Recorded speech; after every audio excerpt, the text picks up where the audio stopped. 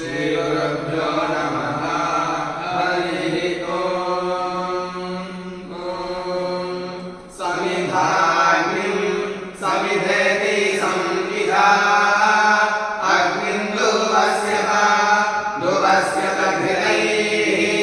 घृतैर्बोधयत अतिथिमित्यतिथिम् अस्मिन् हव्या जुहोतनेति जुहोतना सुसामिद्धाय शोचिषे सुसामिद्धायेति सुसामिद्धाय शोचिषे घृतं तीव्रं जुहोतना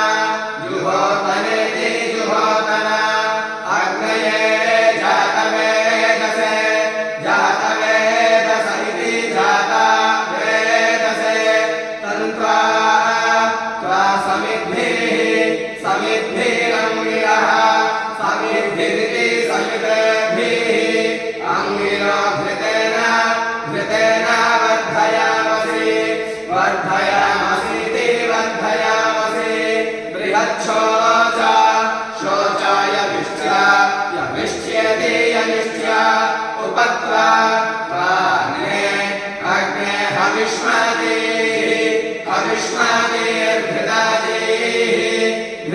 हविष्मतिर्घृताजीर्यन्तु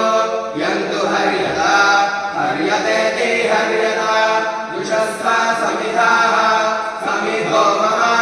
समिध इति संविधाः ममेति मम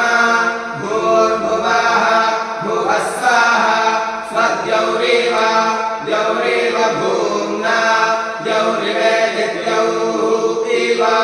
भूम्ना भूमिरिव वरिम्ना भूमिरिवेति भूमिः इव वरिम्नेति वरिम्ना तस्यास्ते